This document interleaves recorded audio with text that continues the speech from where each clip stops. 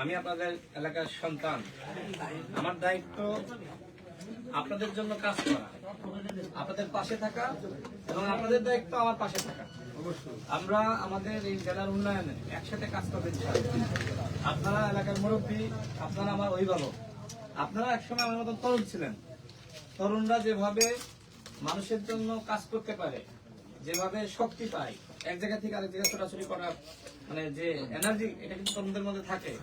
আমার চাচা যেটা বলছিল যে আপনাদের মতন আমরা একসময় তরুণ ছিলাম, আস্তে আস্তে বয়স হয়ে গেলে তখন একটু শক্তি দুর্বল হয়ে যায়। তো যাই হোক, এই এলাকার উন্নয়নে আমাদের কাজ করতে হবে একসাথে।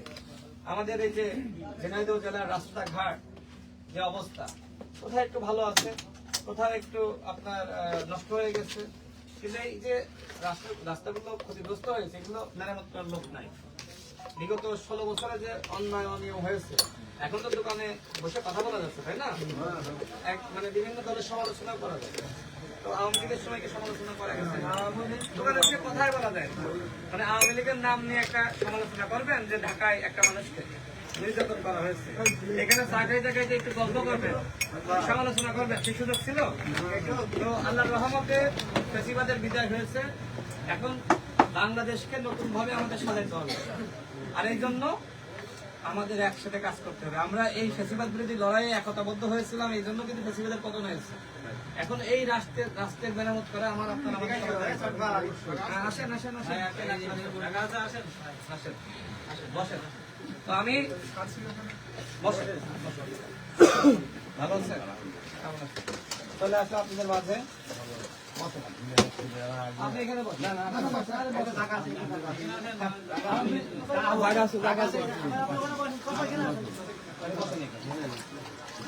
আপনাদের মাঝে আসলাম, যে কথা বলছিলাম, যেহেতু গণসংযোগ করছি, আবার আরো বিভিন্ন জায়গায় যাব, আমি সংক্ষেপে শেষ করি। আপনাদের যে গ্রামগঞ্জের মানুষ মিলেমিশে আছেন, আমরা এটাই দেখতে চাই। শহরে কিন্তু এই সম্পর্ক নাই। আমাকে অনেকে বলছিল ঢাকা থেকে নির্বাচন করো, কিন্তু আমার কথা হলো যে আমি এই ঝিনাইদহ জেলাতে জন্ম নিয়েছি, আমি আপনাদের সন্তান, আপনারা আমাকে ভালোবাসেন, ভালোবাসেন না? তো ভালোবাসেন। এখন আমি যদি এই মানুষের জন্য কাজ না করি, তাহলে আপনাদের হক নষ্ট হবে না? আমাদের ধর্মেও কিন্তু বলা আছে, আগে নিকট আত্মীয়ের পাশে দাঁড়াও, এরপরে পাড়া প্রতিবেশী, তাই না? তা আমার আত্মীয় আপনারা না, মানে আমার জেলার মানুষ আপনারা না? আমি ঢাকায় কি জন্ম নিয়েছি, ঢাকার মধ্যেও আছে, এখানে আপনারা 10টা মানুষ আছেন, আমার কথা কইতে পারবেন, তাই না?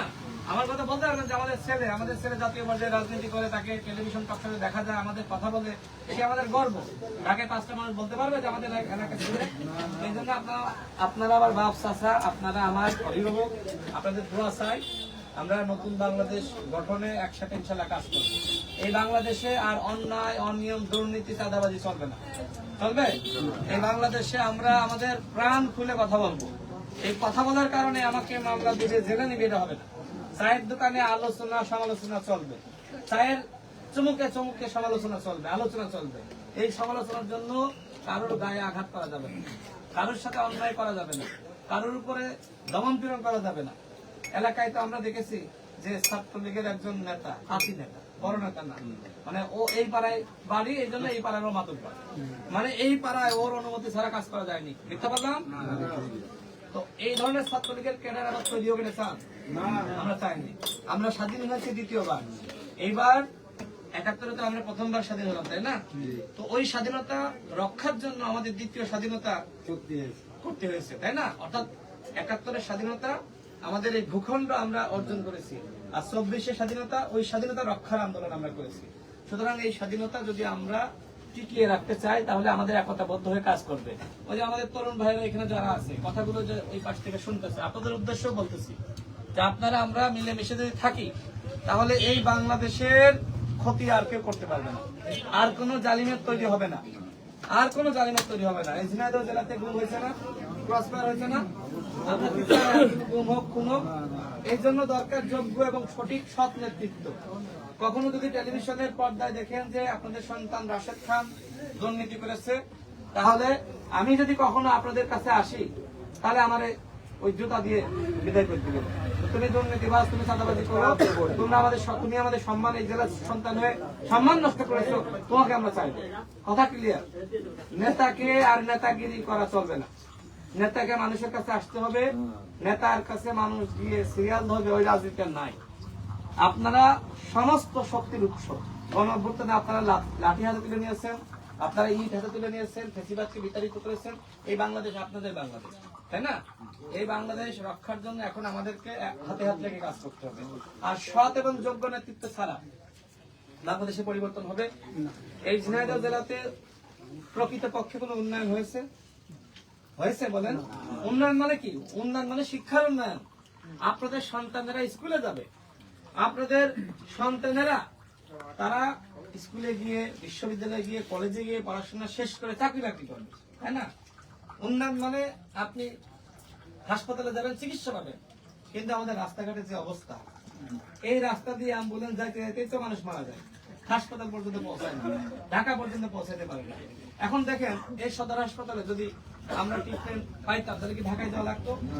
এখন আমাদের ঢাকায় যেতে হবে, তাই না? ঢাকায় যাওয়া লাগে। এখন ওই ট্রিটমেন্টের যে খরচ, সারা জীবন ধরে যা ইনকাম করলেন, হয়তো 50,000 টাকা, 1 লাখ টাকা সঞ্চয় করেছেন খুব কষ্ট করে, 100 টাকা 200 টাকা করে গুছিয়ে গুছিয়ে, তাই না? না খেয়ে গুছাইছেন। এখন ওই ট্রিটমেন্ট করাইতে তো সব শেষ। এই বাংলাদেশের মানুষ গরিব কেন জানেন? এর মূল সমস্যা হলো যত টাকা জমায় ওই বয়সকালে সব টাকা চিকিৎসার পিছনে শেষ হয়ে যায়। আচ্ছা, ঠিক কিনা? তো আমরা বাংলাদেশে উন্নয়ন চাই। কিসের উন্নয়ন? শিক্ষা ব্যবস্থার উন্নয়ন। আমরা বাংলাদেশের উন্নয়ন চাই। কিসের উন্নয়ন? চিকিৎসা ব্যবস্থার উন্নয়ন। আমরা বাংলাদেশের উন্নয়ন চাই। কিসের উন্নয়ন? রাস্তার উন্নয়ন চাই। আমরা বাংলাদেশে কৃষির উন্নয়ন চাই। আমি বিভিন্ন জায়গায় গিয়েছি, আমাকে বলছে যে ভাই সার পাই না, যখন ধান খেতে বা বিভিন্ন সবজি খেতে সার দেওয়া লাগবে, সার পাওয়া যায় না। তো এবং বললো যে বীজের দাম বেশি, আমাদের এই সমস্যা, ডিজেলের দাম বেশি। অর্থাৎ উন্নয়ন মানে কি? আমাদের কৃষকদের কিভাবে সুবিধা দেওয়া যায়, ভর্তুকি দেওয়া যায়, তাদের পাশে দাঁড়ানো যায়, যাতে করে তারা সঠিকভাবে সুন্দরভাবে উৎপাদন করতে পারে। আমার কৃষক ভাইরা, হ্যাঁ, এই যে চাষা খুব ভালো বলছে, চাষা খুব সচেতন মানুষ, আমাদের মনে হচ্ছে। ও চাষা কি চাষ করেন? কি ধান? ধান ভুট্টা সব? এবার কি ভালো উৎপাদন হয়েছে ধানের? আচ্ছা, আগের তুলনায় তো ভালো নাকি? তো যাই হোক, এই সরকারের আমলে তো কিছুটা হলেও হয়তো বীজের দাম, সারের দাম কমেছে না? তো যাই হোক, আমি ইনশাআল্লাহ আপনাদের সন্তান হিসেবে পাশে আছি। আপনাদেরকে বিভিন্ন সময় বিভ্রান্ত করা হয়েছে, কিভাবে জানেন? যে উন্নয়ন মানে আমাকে আগে না, আমার চাচাদেরকে আগে দেন। আমি খাবো, আপনি আগে নেন, তারপরে নেন আমার চাচাদের দেন, পরে আমাকে দেন।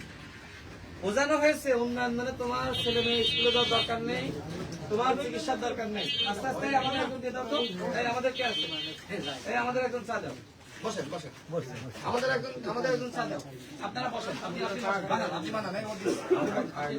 আপনি বসেন, আমার ভাই আপনি বসেন, আমাদের লোক দিয়ে দিচ্ছে। তো যেটি বলছিলাম, আপনাদেরকে বিভ্রান্ত করা হয়েছে। আসি দিয়ে দাও। আপনাদেরকে বিভ্রান্ত করা হয়েছে, আমার এখন দাও। আপনাদেরকে বিভ্রান্ত করা হয়েছে উন্নয়ন মানে তোমার ছেলে মেয়ের লেখাপড়া দরকার নেই, চিকিৎসা দরকার নেই, তোমার কোরবানির আগে একটু মানে মাংস দিবে না 1 কেজি 2 কেজি, তোমার 10 কেজি চাল দিব না। এটা বুঝিয়ে আপনাদেরকে বিভ্রান্ত করা হয়েছে।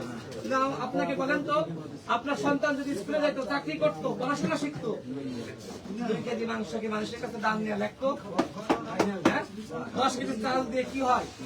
সুতরাং নেতারা আসলে বলবেন, তোমার কাছ থেকে আমি চাল চাই না, তোমার কাছ থেকে সদকা চাই না, তোমার কাছ থেকে মাংস চাই না। আমি চাই এমন রাষ্ট্র গঠন করো, আমার সন্তান যাতে স্কুলে যেতে পারে, আমার টাকা না থাকলেও যাতে রাষ্ট্রের পক্ষ থেকে আমার সন্তানের পাশে দাঁড়ানো হয়। এমন রাষ্ট্র গঠন করো যাতে করে আমি অসুস্থ হইলে বিনা চিকিৎসায় মারা না যায়। আমি চীনের সরকারের আমন্ত্রণে চীনে গিয়েছিলাম, বুঝছেন? তো চীনে দেখলাম যে প্রত্যেকটা নাগরিকের দায়িত্ব চীন সরকারের। কেউ বিপদে পড়লে সেখানে স্বাস্থ্য বীমা করা হয়, কিন্তু কেউ অসুস্থ হইলে যার সমর্থ নাই তার পাশে সরকার দাঁড়ায়। আমরা এরকম রাস্তা চাই না, আমরা উন্নয়ন চাই না। উন্নয়ন মানে কি? আমাদের বোঝানো হচ্ছে ভাঙাচোরা, বিল্ডিং এর সাথে বিল্ডিং লেগে গেছে ঢাকার শহরে। কেউ ফাঁকা রাস্তা, অনেকটা রাস্তা রাখে না, হ্যাঁ, ফাঁকা জায়গা রাখে না। তো যাই হোক, কথা বাড়াচ্ছি না, আপনাদের সাথে দেখা হলো। ঠিক আছে, আপনারা আমার পাশে থাকেন। আমি আপনাদের সন্তান হিসেবে কথা দিচ্ছি, ঝিনাইদহ জেলাতে চাঁদাবাজি, দুর্নীতি, লুটপাট এগুলো কিছু চলবে না। এই ঝিনাইদহ জেলাতে মাদক চলবে না। আমি খোঁজ নিয়ে দেখলাম দোকান দোকানে নাকি গাঁজা বিক্রি হয়, 100 টাকা 200 টাকা নাকি গাঁজা পাওয়া যায়। আমি বিশ্বাস থাকি এই দোকানে কোনো গাঁজা পাওয়া যায় না। পাওয়া যায় না, পাওয়া যায় না। আর এরকম সব ভালো মানুষ আজকে দেখবেন অনেকে আমার তরুণ বন্ধুরা স্কুলে না গিয়ে, আমি নিজে দেখেছি, মানে শহরের ভিতরে একটা জায়গায় দেখলাম যে স্কুল ড্রেস পরা, বুঝছেন, স্কুল ড্রেস পরা দুইটা ছেলে পুকুরের পাশে এসে তারা সিগারেট ফুটতেছে, সিগারেট।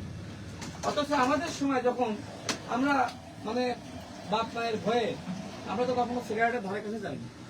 এখনো পর্যন্ত আমি সিগারেট খাই না, সিগারেট খাই না, গাঁজা মদ এগুলো কোনো অভ্যাস নাই। ঢাকা শহরে পড়াশোনা করেছি, ঢাকা বিশ্ববিদ্যালয়ে, উপরে আল্লাহ সাক্ষী, কোনোদিন মদের ধারে কাছে যায়নি। আমরা এখন তরুণ বন্ধুদের দেখতেছি যে দোকান দোকানে বড় বড় হাতে মোবাইল, হ্যাঁ, গেমস খেলতেছে, কেউ জুয়া খেলতেছে। তো এই সমাজ তো আমরা চাই না, চাই, আমরা চাই সমাজে আমাদের তরুণরা তারা স্কুলে যাবে, পড়াশোনা শিখবে, কলেজে যাবে, বিশ্ববিদ্যালয়ে যাবে, কেউ গাঁজা মাদকের ধারে কাছে যাবে না। আমরা এরকম সমাজ চাই যেখানে আমাদের মায়েরা, বোনেরা এবং আমাদের বাবারা, চাচারা সবার জন্য কর্মসংস্থানের ব্যবস্থা থাকবে। এবং কেউ যদি গরিব হয়ে থাকে তাহলে বিনা চিকিৎসায় মারা যাবে না, এরকম রাস্তা চান না? উন্নয়ন মানে কি ত্রাণ দেওয়া? আরে ভাই, ত্রাণ এগুলো নিতে হবে কেন? চাকরি করতে হবে, স্বাবলম্বী হইতে হবে। আমি কি কথা খারাপ বললাম? 2 কেজি মাংস 10 কেজি চাল দেখি না, মানে বলুন ভাই, এর থেকে আপনার সন্তান স্কুলে যাবে সেই ব্যবস্থা করতে হবে, আপনি হাসপাতালে যাবেন চিকিৎসা হবে সেই ব্যবস্থা করতে হবে, আপনার রাস্তাঘাট ভালো থাকবে সেই ব্যবস্থা করতে হবে, তাই না?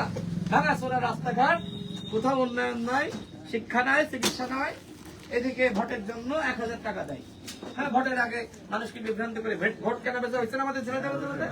রাতের ভোটের আগের দিন রাতে বস্তা বস্তা টাকা নিয়ে এনে বাড়ি বাড়ি ঢোকে, কোটি কোটি টাকা, টাকা যে নিয়ে আসবে, এই যে জুতা খুলবে। আমি বলছি না, আমি তো আগেই কইছি, আমি দুর্নীতি করলে আমার জুতা মারবে। কখনো যদি দেখেন যে রাশেদ খান দুর্নীতি করেছে, জুতা মারবেন আমার কোনো, আমি আপনাদের বলে গেলাম, আমি যদি আপনাদের ভোটে নির্বাচিত হয়ে আপনাদের জন্য কাজ না করি, আর কোনোদিন আমাকে ভোট দিবেন না। আবার সামনে যদি কোনোদিন এই চায়ের দোকানে আসি, আমাদের বলবেন যে তুমি এসে এখানে কথা দিয়ে গেছিলা যে আমাদের জন্য কাজ করবা, কাজ তো করো নাই, ভোট দিবেন না। কথা ক্লিয়ার বলে দিবা যে কথা দিছিল, কাজ করো নাই, তোমার ভোট দিব না। ঠিক একইভাবে টাকা দিয়ে ভোট কিনতে আসবে, মাংস দিয়ে চাল দিয়ে ভোট কিনতে আসবে, এদেরকে ঝাঁটা বন্ধে তাড়িয়ে দিবেন। বলবো যে আমার ঘরে চাল রয়েছে, প্রয়োজনে 3 বেলার জায়গায় 2 বেলা খাবো, তোমার কাছে 2 কেজি মাংসের বিনিময়ে 10 কেজি চালের বিনিময়ে আমার ভোট বিক্রি করবো না। আল্লাহর কাছে হিসাব দিতে হবে, কিয়ামতের দিন দিতে হবে না হিসাব। আজকে আপনার ভোট নিয়ে সংসদে গেলে আপনার জন্য কাজ করলো না, উন্নয়ন করলো না, এটা কি অন্যায় না? সুতরাং আজকে আমিও গরিবের সন্তান, আমি আপনাদের সন্তান, আপনাদের সাথে আমি মিশে যেতে পারি, মিশে